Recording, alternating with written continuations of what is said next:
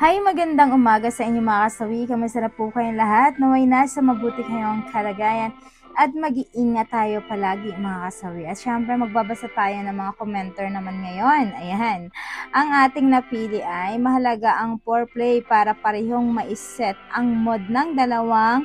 Alam niyo na yon. Sa ganitong paraan ay magiging intense ang L ng magka-partner na siyang kailangan upang makamit ang rurok ng kaligayahan na dulot ng alam niya na. So, syempre mga katawi, yun nga, napakaganda yung ating commenter na talagang totoo rin naman.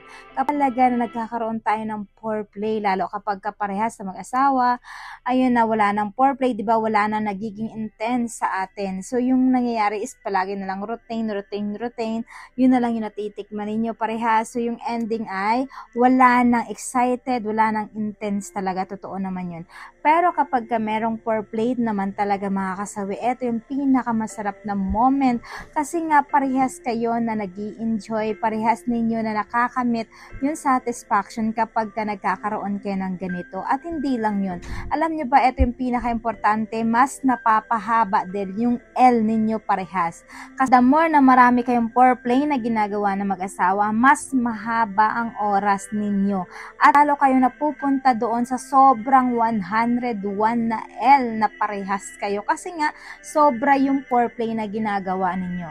Kaya sobrang foreplay na ginagawa, the more na maraming sarap, mas lalong na-hits ninyo yung 100% na rurok ng kaligayahan at satisfaction na kaligayahan at sarap mga kasawi. At hindi lang yun.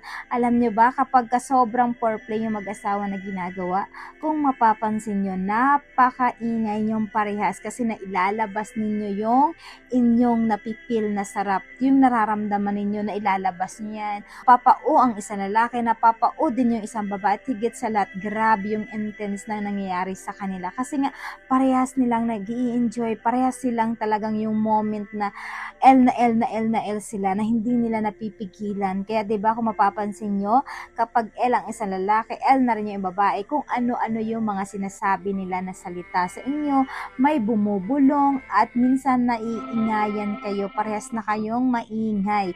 Hindi nyo napipigilan kung ano yung mga binubulong ni Mrs., binubulong ni Mr., 'di ba? Isa lang yan na talagang, ay, ang sarap nito, isa pa, pwede pa gawin natin ito kasi napakasarap nito. Ito yung pinaka the best foreplay na natikman ko ngayon. Ayan, sinasabi ng mga mahal ninyo sa buhay kapag once sa talagang grabe yung foreplay ninyo na mag-asawa sa isa't isa.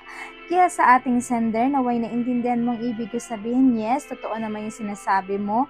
So talagang mas mahalaga sa mag-asawa na nagkakaroon kayo ng ganito para hindi kayo nagkakasawaan pagdating sa jugjugan.